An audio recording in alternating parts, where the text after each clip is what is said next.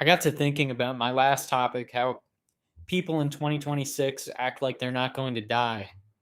While it started because I wanted to critique some values we should be avoiding in our modern culture, it may have unearthed something different, something deeper in me about how we identify with people around us. But the people around us change. I think of myself through my family, and I think of myself through the context of stories with them that happened 15 years ago rather than today.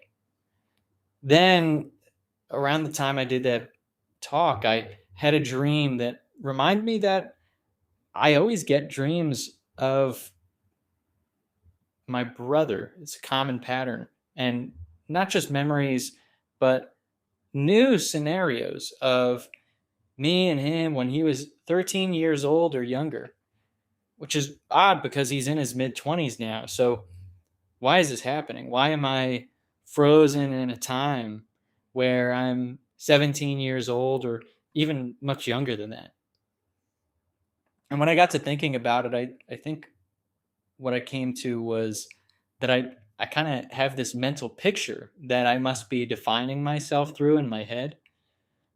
And while none of these things are true anymore, I suppose I must still believe in some way that they make me up who I am. I believe that I'm a person who has a big, chaotic, loving family of cousins, aunts, uncles, and a mom and a dad and a little brother.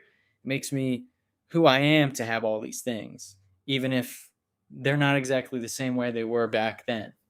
I believe myself to have this caring grandmother who we all love and we all make her the butt of the joke, and she's a good sport about it, and all the cousins, they're all older than me, and I'm entertaining them, they're entertaining me, even though you know I'm way younger than all of them. They really make me feel a part of the family despite being so big, having so big of an age gap. And of course it wasn't just me, it was me and my little brother. There was a 4-year gap between us. So as kids, he felt significantly younger than me. As brothers, of course, we didn't always agree. We messed with each other a lot, but he was my little brother and I was his big brother. He was this soccer star we'd watch from the sidelines. Him and I would spend weekends with our family friends. We'd play manhunt in the backyard, have Nerf gun wars. We'd build forts, talk about music, play video games, go swimming, go out to eat, and go on family trips together. All that. It's very clear to me that something that I realize is that family is central to life for me. I mean, how could it not after just being able to list through all those things, and it clearly mattered to me.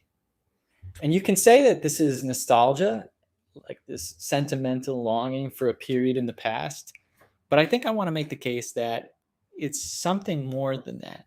These are more than just collections of good memories. This is like the way I must be envisioning my world, a world that I ground myself in. I believe its values, a world that identifies who I am to me.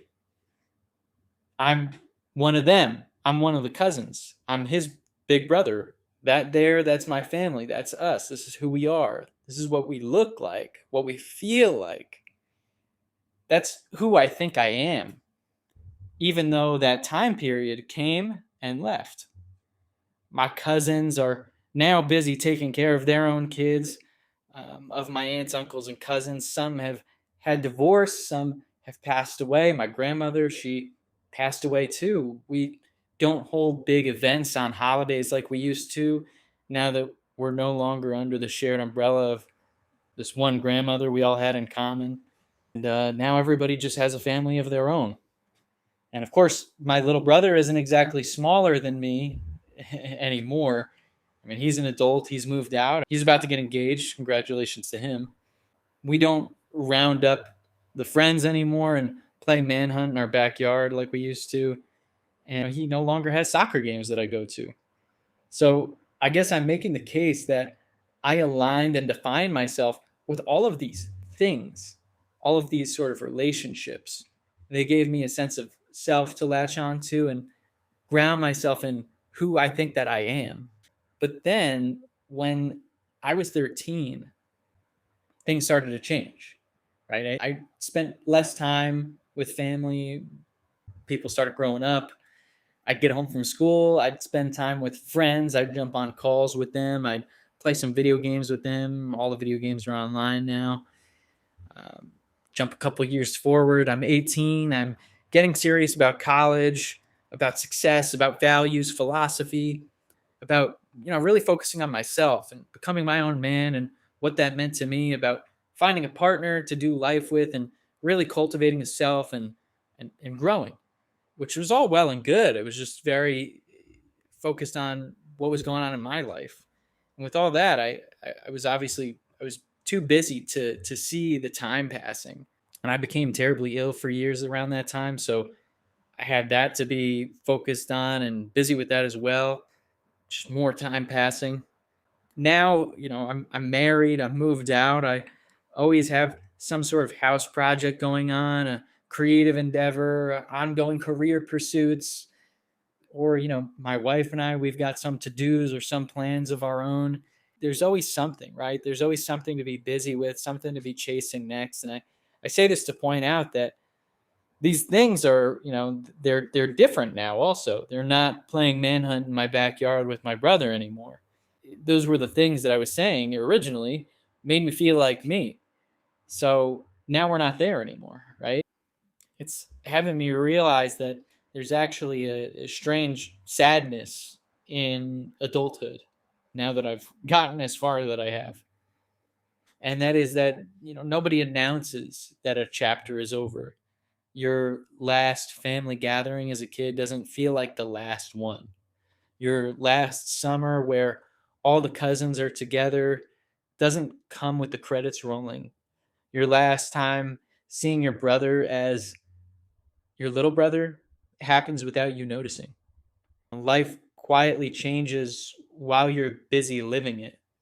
And then 20 years later, you realize you've been raising up the same outdated mental model of the moment that really defined not just the era, but you. At least that's how I feel personally.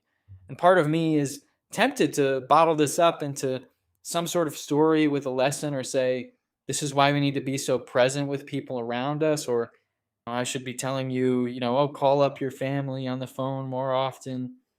And while that's all true and can be done, I think the stronger thing is to remember fondly, accept the change, and reframe as you move forward. I can't call up those who have passed away, of course. I can't convince my brother to go play Manhunt with me. I don't think. Um, you can say, well, I can still talk to him, right? He's still around, but he's also not the same person anymore that he was back then. And that's fine. It's just that I'm not going to get out of it what I maybe think we're trying to have me get out of it, right? It's like it would be easy for me to tell everybody, oh, go call up your old friend. But you and your old friend may not just connect the way that you used to. That way that you connected, you might just be different people. Hence, I'm thinking, as I mentioned, remember fondly. So don't let go of what made you you. Continue to cultivate what you've still got, right? Like in my case, if I, for example, feel strongly about family values and having this tie to this big chaotic family, I may not necessarily have that in my own life anymore, but maybe there's some good things I can take from that and carry forward, and I shouldn't let go of. But at the same time, I also have to accept it, right? I have to be aware of the fact that, hey, look, I'm not that anymore. I'm not that right now. I can be, but I'm not. Then the last thing I would say is to reframe, right? Like acknowledge your new role. Where are you now? Right now I've got an amazing wife. I love my in-laws. I enjoy seeing my brother and seeing who he's becoming. My parents are still amazing. I see my cousins, aunts, and uncles occasionally, and I still love them and love to see where they're going in life. And another thing, we can have pursuits, but of course, we have to strike a balance and still make time for these people we love. This whole thing, it's never something we fully resolve. The bittersweet part is we'll never quite be finished. My wife and I are newlyweds, and I have to ask if there will be a certain point where I'll look back at this stage of our life together thinking, wow, that point in time, those people, those things we did, it really defined me. It's what I think of when I think of me, when I think of us. I'm going to continue to be present, knowing this is an unfinished symphony we're living. I'll never get to see the credits roll.